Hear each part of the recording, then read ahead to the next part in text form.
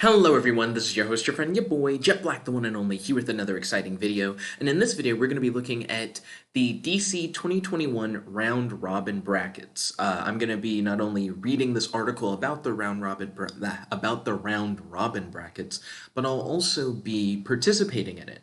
Essentially, this allows for fans to vote for what DC Comics storylines they want to see actually get published. So they're letting us pick what stories we want, which I think is a really cool idea. I'd love to see this expanded upon in the future. But let's read a little bit more about it. Hear ye, hear ye. Welcome, citizens of the DC Universe, to Round Robin. Round Robin is where DC Publishing asks you, the fans, to vote on 16 different stories to determine which one will be made into a complete series.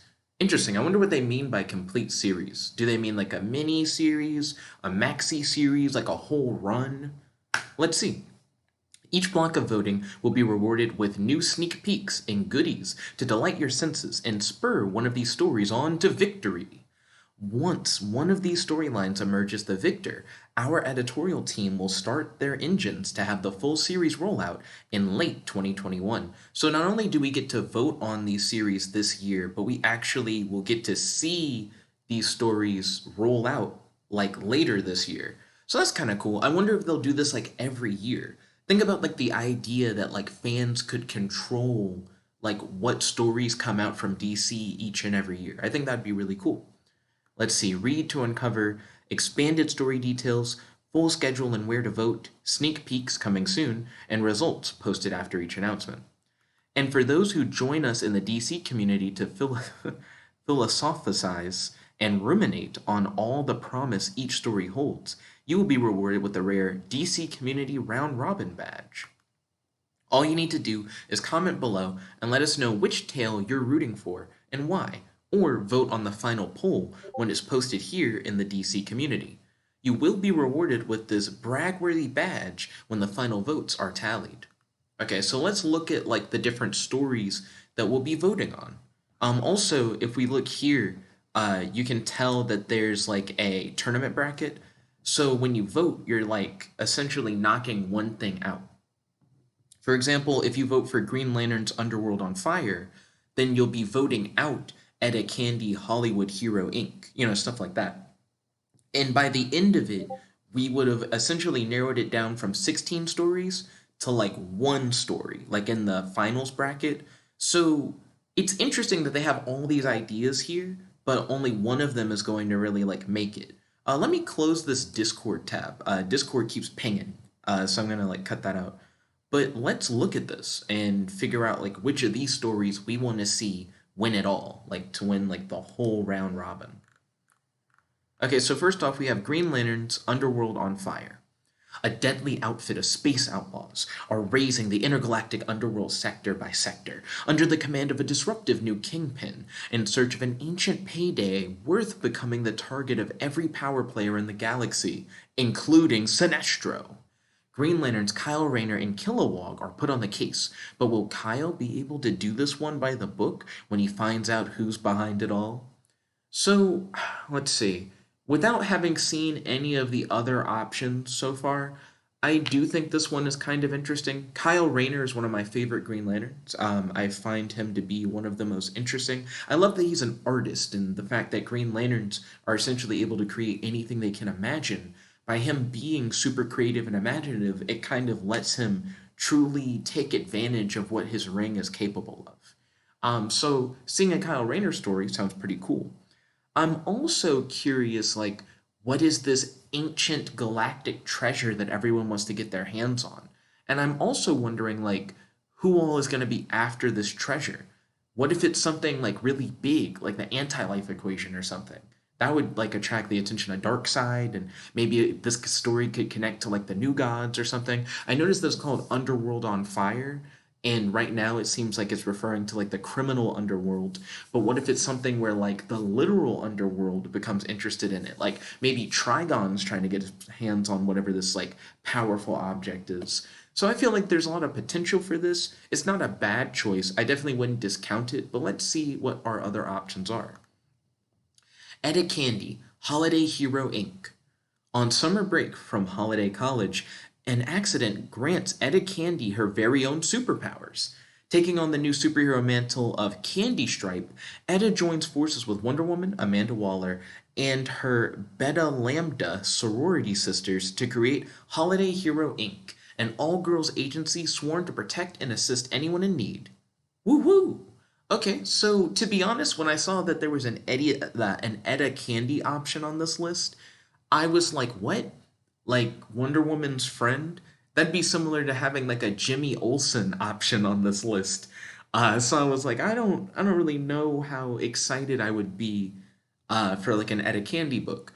But now that I kind of see what the description is for it, it's kind of cool. I like it whenever DC Comics introduce a new superhero, and in this case, they're taking an existing character that a lot of people do like, and they're making them a new superhero. But not only are they making her a new superhero, she's starting up a whole superhero team. It's weird to imagine Amanda Waller joining a superhero team started by Etta Candy. It seems like it could be kind of interesting, kind of wacky. Again, I wouldn't really write this one off, but if I had to compare it to the Green Lantern story that it's like fighting against, like which one would I rather see? The Etta Candy one's just kind of different. Like I kind of would want to see what that would be like. They don't tell us what powers Etta Candy has.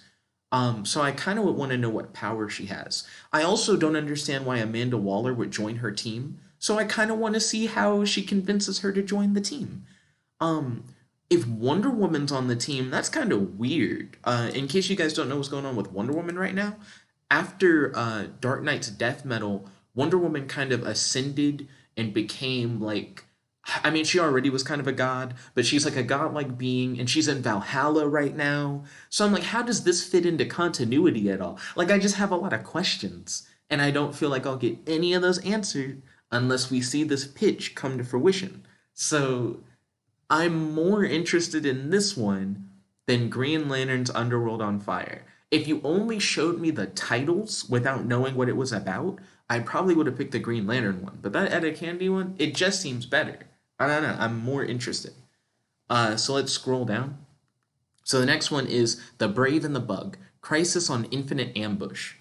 Ambush Bug must team up with some of DC's greatest heroes to survive an attack by revenge seeking ambush bugs from across the multiverse, who never got to exist thanks to AB's refusal to be rebooted.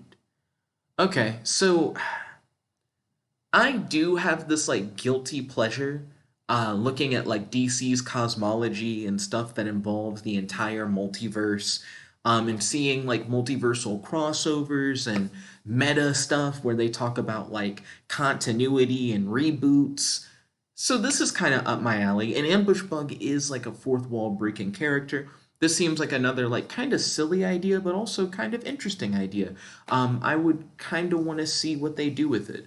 So far, I don't think I've ever really liked an ambush bug story, but maybe this is the opportunity for me to find an ambush bug story that I do enjoy.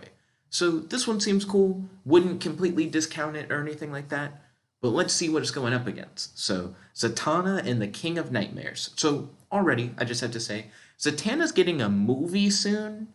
So seeing more Zatanna comics come out just sounds more likely than not. That we get like another like Zatanna story. I've been really hype about the Zatanna film. A lot of the people I've been talking to say they don't care, but I don't see why not. Zatanna's like so powerful. Just by having Zatanna as like a headlining character for this title already makes me pretty interested. Let's see what it's about. Something is terribly wrong with Zatanna's powers, but before she can heal herself, she is forced to confront her worst fears in a strange new spiritual realm, ruled by the terrifying otherworldly foe known as the King of Nightmares. Excuse me. I'm kind of interested in that. Like, what's interesting about the concept of Zatanna getting a movie is that we don't really know if the film is going to be like an origin story, which is how most superhero movies are, or if they'll like adapt an existing storyline into a film. So, as far as I know, this Zatanna and the King of Nightmares thing could be what they want to do for the movie, and this is like a way for them to gauge people's interest in this, like to figure out whether or not people want to see this like on the big screen kind of thing. I want to know what's up with Zetana's powers.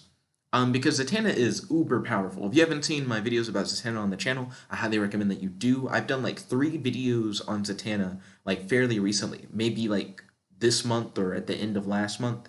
So if you haven't seen those, definitely check those out. But I want to know what they're talking about when they say something's wrong with Zetana's powers. And I kind of want to see the like spiritual realm of nightmares. I believe the world of nightmare is on the multiverse map, so I don't know why they're saying it's like a new spiritual realm that she like hasn't heard of before. But yeah, I don't know. And that one also is like kind of cosmic because of the whole like new spiritual realm. Sounds like it's gonna be like a God sphere adventure, and it stars a character who I actually like, unlike Ambush Bug. I would probably have to go with the Zatanna one. I think I'm a little bit more hype about that one. Maybe once we learn the creative teams, I might be a little bit more interested. Like if that Ambush Bug story is written by like Grant Morrison or something, then I'd probably go with the Ambush Bug one. But who knows? Who knows? Scrolling down, we got Lobo Animal Man Scorched Earth. Interesting pairing. I don't think I've ever read an Animal Man book in my whole life. And even though a lot of people don't like New 52 Lobo, the only Lobo stuff I've really read, other than like a Dark Knight's Death Metal tie in, was like some New 52 Lobo that I actually kind of enjoyed. Lobo. The name makes entire alien races collectively wet themselves with fear. The main man is proudly hyper-violent, arrogant, loud, stubborn, impatient, and ill-tempered. The best thing about him is that after he completes his contract, he leaves. Until now. Doesn't really tell us anything. I don't see how Animal Man's connected at all. They're implying that like he's going to do a contract and then not leave afterwards. It's too vague for me to really like care. I kind of like when it's vague enough for me to have a bunch of questions that make me want to read the book, but not where it's too vague where all I know is that Lobo's in it. So that's kind of lame. So, Son of the Creeper. I've been wanting to read some Creeper stuff. I've heard that he's like one of those fourth wall breaking characters who's kind of like goofy, and I kind of want to know what he's capable of. An awkward teenager's life is turned upside down when he inherits his dad's chaotic powers. With his family in danger, Kyrian Miller must save a father he doesn't know from the monster he's become. Ooh, the idea that he's going to have to fight his dad sounds kind of interesting. To be honest, this one seems like a coming of age story with a character who's going to have like some pretty reality bending like abilities facing off against some more experienced reality bender. So, yeah, I think that one just sounds inherently more interesting than the Lobo one. I personally would vote for Son of the Creeper over the Lobo one, hands down. Next up, we got Justice League Queer. This is going to be controversial because it just, whenever you bring up like LGBTQ stuff in relation to comics, there's always going to be like a whole community of people who will just be like, no, no, boo. I'm not a part of that community of people. I'm totally down with inclusivity, like making sure that everyone feels included and that they have like a part of the whole. And I'm a big fan of representation and different people being represented in comics. So Justice League Queer, just based off of like the concept, I don't think is a bad thing. Let's read what it's about. 8 young queer heroes investigate a series of monstrous manifestations around the world and discover that something much more terrifying is coming. This is one of those like vague things that I don't like. So I wish it would have said like maybe who's on the team, because I was thinking like Alan Scott. They've recently made like Alan Scott in mainline continuity gay. So I'm like, oh, maybe like Alan Scott will be on here, but they didn't say anything, and they're saying that they're young, so probably not Alan Scott. So I'm like, who is it? Like, who's gonna be on the team? I wanted to know like the lineup at the very least, um, and who they're fighting is vague. It seems like the name and the description don't really tell us that much. We know that there are going to be 8 members on the team. We know that it's going to be like a comic that goes like around the world, and they're going to be solving like a mystery and facing off against some greater threat. I don't really know enough to be hype. Totally fine with representation, but I think this is kind of vague, you know. So we'll see. Next up, we got Robins. In the Bloodhaven apartment of Dick Grayson, a group of young people meets for coffee, donuts, and kvetching between long, awkward silences. What's kvetching? I actually don't know what that word means. The only thing they have in common? All were once kid wonders, sidekicks to Batman, Robins. Okay, so it's gonna be like a superhero team of just Robins, maybe? Like, is that what they're going for? We kind of did something like that with We Are Robin, except it was a bunch of like people in Gotham who were taking on the Robin moniker and trying to like make Gotham a better place. An all Robin superhero team sounds fine, I guess. I don't know. When you think about it, a lot of Batman comics are already kind of like that. Excuse me. Except Batman's just also there. So I don't really think that's offering us anything that's like new or different. Um I'd say Justice League Queer actually sounds more interesting than the Robins book. The Robins book sounds like a normal Batman book where like the Bat family gets together minus Batman and minus anyone who's like not a Robin. So I would probably vote for Justice League Queer in this situation. I like the Robins. I think Nightwing's really cool. Damian Wayne is totally badass. One of my favorite graphic novels of all time is Grant Morrison's Batman Incorporated Volume 1. But Justice League Queer, it just sounds more interesting than just all the Robins hang out in an apartment and I imagine something interesting happens. It's too vague. You gotta give me more information. Like maybe the Robins one could be a cooler story, but I don't know anything about it other than they're all just hanging out, eating donuts. Let's see, pause off the Justice League. When the Justice League disappears, Jimmy Olsen and the Super Pets must save the world from certain doom by posing as the missing League. What do you mean by posing? It's one thing to like stand in the place of the Justice League, and it's another thing to be like, we're all gonna pretend to be our Justice League counterparts, because that doesn't sound right. That's actually really interesting, and I would love to see it. Ryan and I joke around a lot that Clay Critter is like one of DC Comics' like least used characters. But Clay Critter was a member of the Legion of Super Pets, who died, and Streaky the cat blames Crypto the super dog for Clay Critter's death, but we don't know anything about Clay Critter's origins or where he came from or how he joined the team. Is he a part of Clayface? Whose pet was he is supposed to have been? So if Paul's of the Justice League told us anything about Clay Critter, I would be pretty excited to just like read it just for that, just to learn more about Clay Critter.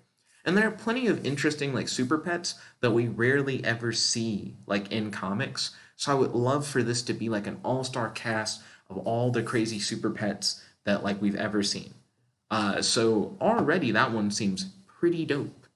Next up, we have Jesse Quick Control. Now, real quick before we jump into this, Jesse Quick has been missing for a while. I haven't seen Jesse Quick come up that much. She came up in a recent Flash run.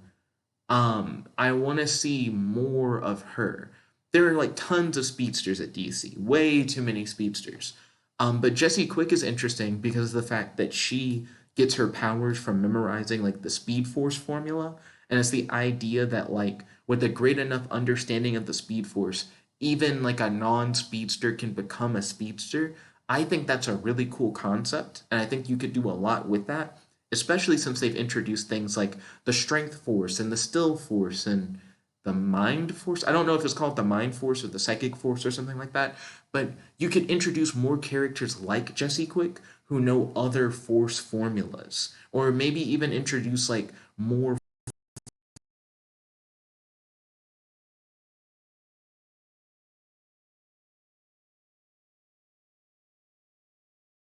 of those ideas is already interesting. But let's check this out. Also, let me make sure I'm still recording. I am. Booyah. So, when Jessie Quick uses her speed to access an alien artifact from a long dead civilization, she finds herself imbued with the ability to harness and control the elements around her as her former super speed is drained. What? What? Hold on. What the fuck is this? So, why do that? Why take Jessie Quick, right? Whose powers come from her knowledge of something and then drain her powers and give her new powers. For one, how does it take her power away? Her power is based off of knowledge. Does she forget the Speed Force formula? Does she still know the formula but somehow can't access the speed? That doesn't even make sense. Why do a story about a character getting a completely different power set? At that point, it could just be a completely different character. But let's keep going. But when the power begins to corrupt Jessie, she must decide to give up these gifts or risk becoming quite literally her own worst enemy. So Jessie Quick loses her speed powers and then gets new elemental abilities. She gets corrupted by her own elemental abilities, and then the book is about the conflict of her choosing to get rid of her powers or become a bad guy. I'm somewhat interested only because I have a feeling that she's going to get rid of her powers, but then it'll create like a anti-Jessie, and anti-Jessie has all the elemental abilities, and then you have like normal Jessie Quick who has like the speed abilities, and maybe it gives her like an arch enemy that she can fight, like her own like villain. What if she creates her own set of elemental rogues by like trying to get rid of the powers? It like separates her elemental abilities each into their own like manifestation, and then she has to fight off all the manifestations. That could be cool. Um, Between the pause off the Justice League thing and the Jesse Quick thing, I don't know, because I feel like the Jesse Quick one, it kind of takes away from the fact that you're using Jesse Quick to make her like not a speedster. That's like a really weird choice. Pause off the Justice League, I think could potentially be interesting, but I guess this one's a hard one. Maybe pause off the Justice League. I think that one conceptually I'm like all in for. But Jesse Quick Control is one that got me excited, and then when I heard the premise, I got confused and almost disappointed by it. So I feel like I have to go with pause off the Justice League for this one. Next up, Blue Beetle Graduation Day. Now, if you guys don't know, I am a sucker for power armor. I think power armor is really cool. And Blue Beetle, I think, is one of the best character designs in DC Comics. I really like his power armor. So just from an aesthetic point of view, I'm excited to like see Blue Beetle be in anything. Also, Blue Beetle's getting a movie soon, so I feel like this is kind of similar to the Zetana thing, where it's like, oh, we don't know what they're gonna do for the Blue Beetle movie. Yeah, we don't know if it's gonna be like an origin story or if they're gonna just adapt a story, and maybe this is a way for them to kind of test the waters on Blue Beetle stories people are interested in. See how well it does in this like round robin bracket kind of thing. So let's see. Trapped between heroics and his future, Jaime Reyes is directionless. When the Reach interrupt Jaime's high school graduation, things only get worse. Starfire becomes a new mentor to Blue Beetle. But is it Jaime or the Scarab that's really in the driver's seat? And why hasn't Jaime applied to any colleges? Sounds like a fine, like, young superhero story. Nothing too crazy. The idea of Blue Beetle being mentored by Starfire is kind of weird. How big is the age gap between the two? Starfire, I think, is like a grown adult, and Blue Beetle is like a teenager, especially if he's graduating from high school. Like, of course, he's a teenager. Currently, there's this new thing called like Titans Academy that DC's doing, where the original Titans are training the next generation of superheroes. So I wonder if Blue Beetle isn't applying to any colleges because he wants to join like Titans Academy or something, or if he sees his future being set in him being a superhero, excuse me, rather than him having like a normal job. I feel like those are cool ideas that they could play with, but none of it sounds super original or different, you know? So let's keep going on that. Night Runner, Love in Paris. If you guys don't know who Night Runner is, Batman Incorporated, that graphic novel that I mentioned really loving, is about Batman traveling around the world and essentially knighting people to be like the Batman of whatever area they live in. And Night Runner was like a Batman of Paris who used parkour. So I thought Night Runner was like a really cool concept, and it looks like they're trying to do a Night Runner series. So already I'm kind of more interested in that than the Blue Beetle one. Like I said, I love Blue Beetle's design, but I just feel like that story isn't breaking new ground. I feel like I've seen that story before, just in other things, like in Invincible and stuff like that. So let's read this Night Runner description. All of Paris is obsessed with an intoxicating virtual songstress whose holographic stage shows are lighting up the city of love. This is a Hatsune Miku inspired plot, like a Vocaloid plot. What are they doing?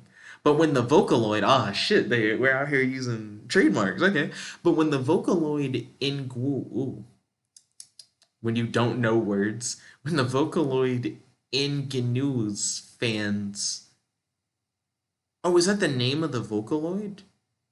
Or ingenu, I just don't know what that means. I'm gonna keep going. But when the Vocaloid something, fans start to disappear. Oh, interesting. Night Runner must track down the infamous developer behind the eerily realistic celebrity AI. Okay, so for one, it's not just a Night Runner story, but it's a Night Runner story that's talking about like a potential hologram AI Vocaloid villain. Like, interesting territory all the way around. Tell me more. So I love AI and like artificial intelligence stuff. I actually am like a sponsored game developer by EmoShape, which is the company that works on the EPU or the emotional processing unit. And I've written programming. Well, not, I haven't written programming language. Nah, I haven't written programming languages. I've written programs that utilize the EPU technology to make them quote unquote sentient. So whenever people talk about like AI and like AI rights and stuff like that in comics or in other media, that immediately gets my attention. So combining stuff from Batman Incorporated, which is one of my favorite like graphic novels of all time, and combining it with like an AI bad guy, sign me up. Night Runner Love in Paris, I think definitely beats Blue Beetle Graduation Day, in my opinion. Next up, we got Swamp Thing, A House of Secrets. I've never really cared that much about Swamp Thing. I think he had like a DC Digital first book that I liked, like maybe an issue or two of, and it got me hype for it. And then I read another issue of it, and I got less hype, and I kind of fell off the Swamp Thing train. So I've never been a big Swamp Thing fan. Already not super interested. Let's see what it's like. When love will not die, the dead must rise from the grave to kill it. Louisiana, 1905. Caught in an eternal triangle of love and living death, the monstrous Alex Olson, his widow Linda, and his undead rival Damien vie for control of the cursed swamp where life, death, the past, and the future spiral into one never ending nightmare. Um, I don't care for real. The swamp sounds interesting. Like the setting sounds cool, where it's like life, death, the past, and the future all exist in this one place. You could potentially do cool stuff with that. But the fact that it's like a Swamp Thing book and it's a period piece book that takes place in like the 1900s, nah, nah, nah, nah, nah. I don't care. I really don't. Suicide Squad 7. Okay. Suicide Squad's getting a movie this year. Dun, dun, dun, dun. It's another one of these, like, hey, we're going to make a movie of it kind of things.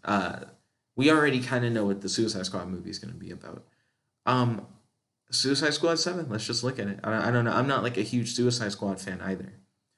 Harley Quinn leads a team of criminals, a millionaire adventurer, a stage magician, a sugar obsessed serial killer, a delusional former superhero, a drunk assassin, a mute metahuman, and a child who becomes a monster to stop the centuries old Church of Blood from trying to destroy all of mankind. High stakes, an interesting cast of like heroes, well, I mean, anti hero villain, Suicide Squad people. It could be good, who knows? Like I said, I don't normally care about Suicide Squad stuff, but compared to Swamp Thing, which I also don't care about, Suicide Squad 7 I think just sounds more interesting than Swamp Thing, A House of Secrets. Next up we have Asteria, The Last Amazon. So fun fact about like Wonder Woman stuff, I personally don't really care that much about a lot of Wonder Woman stuff. I love Wonder Woman's lore, her like supporting characters, her powers, her many different like feats and adventures. Because I read like a guidebook on Wonder Woman that came out not too long ago. I like got it for my birthday and I read it the same day, cover to cover, the whole book. I do think Wonder Woman is an amazing character, but Wonder Woman stories for some reason don't hit. Like I have a similar issue with Black Panther. Love Black Panther. I love Black Panther's lore and like supporting characters and everything about him from reading a guidebook. But then when I try to read the comics, I just don't. It doesn't grab me. It's like when I read about the characters from like an encyclopedia, my imagination goes wild with like all these different things they could do with the characters. And then when I look at how the characters are actually used, I'm disappointed. So immediately by this being like a Wonder Woman esque kind of book, I'm on the fence about it. I don't know how to feel. Let's see. An immortal Amazonian champion returns to man's world to discover her and the Amazon sacrifice now forgotten. A new breed of hero seeking power, glory, and dominance, and the secret family she left behind, offering one last chance at redemption. An immortal Amazon? That sounds kind of interesting. I don't know what they mean by like literally immortal, like she can't die.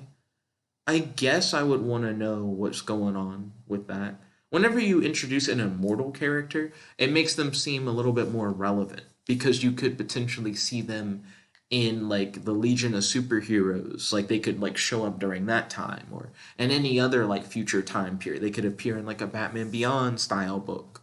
So that's cool, I guess. Next up, we got Superman and Lois Ignition. I've been keeping up with the show. I'm a little behind, but I've been enjoying the show so far. So let's see what idea they have for this comic. This one has a very long description. Our solar system is a machine, and its purpose is to trap and kill Superman. What? The sun is darkening, Mars's orbit is changing, and a mysterious citadel in Jupiter's great red eye has awoken. It is time for Kal-El to stand against the very end of his world. But he won't be doing it alone. Lois Lane is suited up and blasting off to get the biggest story in human history and to watch Clark's back as he faces his greatest challenge yet. Facing ancient aliens and planet-sized machines, trickster asteroids, and Gigar Giga Krakens of Neptune, Superman and Lois will fight across all 9 planets to prevent Earth's dark destiny and to save our future. This isn't fair. Why they have a very in-depth description compared to literally every other story. I mean, these first two are kind of long, but this one is like very in-depth. I feel like I have like a solid idea of what's going on. It's like a battle for the fate of Earth and Superman as he travels across like the whole solar system. So it's like a cosmic Superman and Lois adventure. Could be good. I'm a fan of Superman stuff. Most of my wardrobe is made up of like Superman shirts. I have to go with Superman and Lois on this one. The Immortal Amazon thing sounds cool. This also sounds cool. I don't know. What did you guys think? Definitely let me know in the comment section below which one you guys are going to be voting for. Let's see. It looks like on Twitter, people are already voting for stuff. So how do you vote? Okay, cool. So this is how you vote. So I'm going to vote for pause off the Justice League. Oh, it's losing to the Jesse Quick Control one. So people were vibing with the Jesse Quick Control one better than the pause off the Justice League thing. That's interesting. Okay, Blue Beetle or Night Runner. I have to go with Night Runner, my guy. Everybody wants to see Blue Beetle. I guess most people don't know who Night Runner is. Okay, fair, fair. Ooh, this is when I learned that all my opinions are super unpopular. Let's go. Next up, Swamp Thing or Suicide Squad 7. I gotta go with Suicide Squad 7. I don't care about Swamp Thing. This one's really close, but Swamp Thing is still edging out Suicide Squad 7. Uh, I wonder if literally every one of the things that I would pick are just like not popular. Okay. So I'm trying to find the rest of them because I haven't voted for everything yet. Where? Dang it. How do I find the rest of the poll things? Let me go back to DC and see if I can find it. Okay, scrolling. Hella stuff on Twitter. Where are all the polls that I just was like participating in like a moment ago?